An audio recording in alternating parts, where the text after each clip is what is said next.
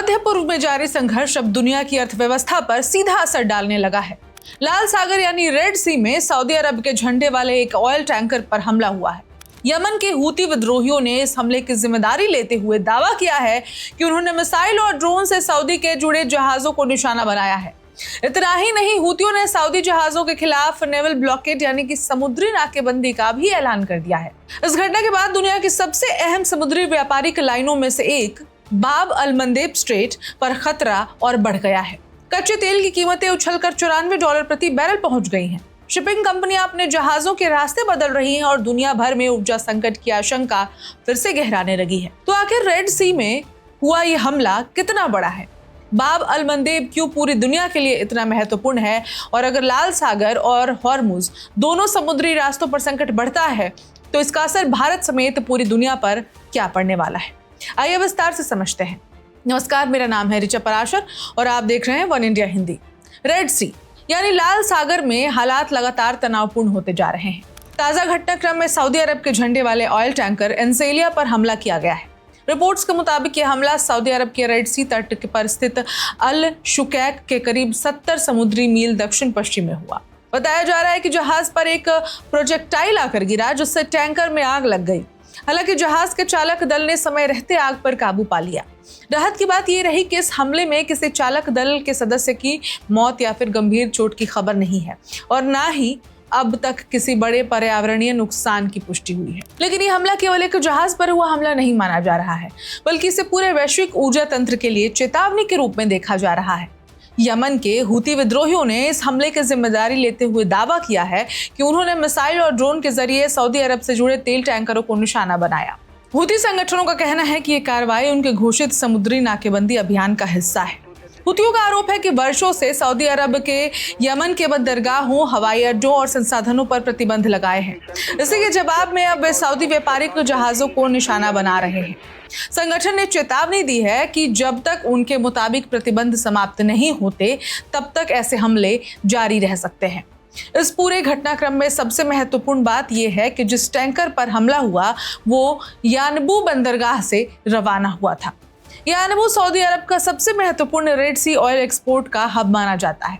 पिछले कुछ समय से जब हॉर्मुज स्ट्रेट के आसपास तनाव बढ़ा तब सऊदी अरब ने अपने तेल निर्यात का बड़ा हिस्सा रेड सी के रास्ते एशियाई देशों तक भेजना शुरू किया। यानी अब रेड सी केवल एक वैकल्पिक समुद्री रास्ता नहीं बल्कि सऊदी तेल निर्यात की जीवन रेखा बन चुका है।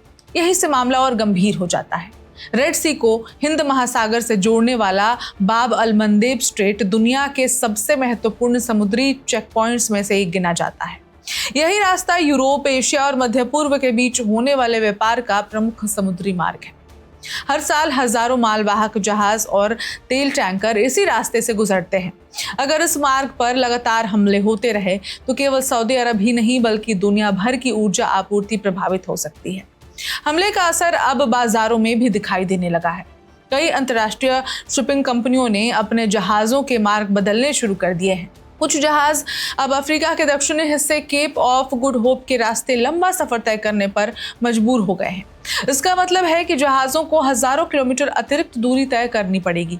इससे ईंधन की लागत बढ़ेगी, डिलीवरी में देरी होगी और माल ढुलाई का खर्च भी बढ़ जाएगा। इसी वजह से समुद्री बीमा कंपनियों ने भी वॉर रिस्क प्रीमियम बढ़ाना शुरू कर दिया है। युद्ध प्रभावित इलाकों से गुजरने वाले जहाजों के लिए अब बीमा पहले से कहीं ज्यादा महंगा हो सकता है। इन घटनाओं का असर तेल बाजार पर भी साफ दिखाई दे रहा है।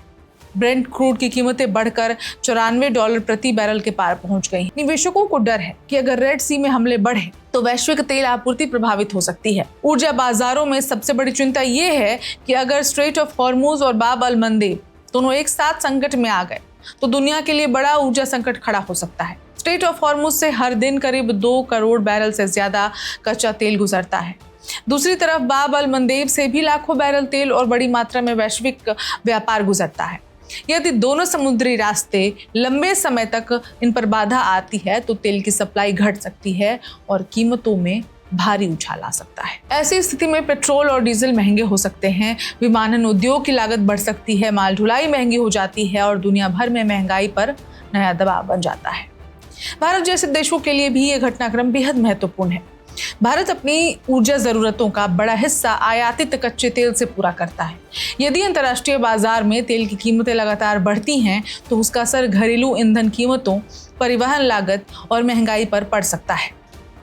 साथ ही भारत का यूरोप और पश्चिम एशिया के साथ समुद्री व्यापार भी रेड सी मार्ग से जुड़ा हुआ है। यदि जहाजों को लंबा रास्ता अपनाना पड़ा तो आयात और निर्यात दोनों की लागत बढ़ सकती है। सऊदी अरब और उसके सहयोगी देशों ने इस हमले की कड़ी निंदा की है और कहा है कि रेड सी में समुद्री सुरक्षा सुनिश्चित करने के लिए जरूरी कदम उठाए जाएंगे। हालांकि अभी तक स्थिति पूरी तरह सामान्य नहीं हुई है। सुरक्षा एजेंसियां लगातार निगरानी कर रही हैं और शिपिंग कंपनियां अपने जोखिम का आकलन कर रही हैं। विशेषज्ञों का मानना है कि ये संघर्ष अब केवल मिसाइलों और ड्रोन तक सीमित नहीं रहा है। अब इसका सीधा असर वैश्विक व्यापार, ऊर्जा सुरक्षा और अंतर्राष्ट्रीय अर्थव्यवस्था पर दिखाई देने लगा है। यदि रेड सी में हमले इसी तरह जारी रहे तो आने वाले दिनों में केवल मध्य पूर्व ही नहीं बल्कि पूरी दुनिया को इसकी कीमत चुकानी पड़ सकती है। एक जहाज पर हुआ हमला अब पूरी दुनिया के लिए चेतावनी बन चुका है। रेड सी में बढ़ता तनाव केवल सऊदी अरब या हुती विद्रोहियों के बीच संघर्ष नहीं रह गया है। यह दुनिया की ऊर्जा आपूर्ति, समुद्री व्यापार और वैश्विक अर्थव्यवस्था से जुड़ा संकट बनता जा रहा है। तो अब सबकी नजर इस बात पर है कि क्या अंतर्राष्ट्रीय समुदाय रेड सी में सुरक्षा बहाल कर पाएगा या फिर बाब अल मंदेब भी हॉर्मुज की तरह वैश्विक तनाव का नया केंद्र बन जाएगा।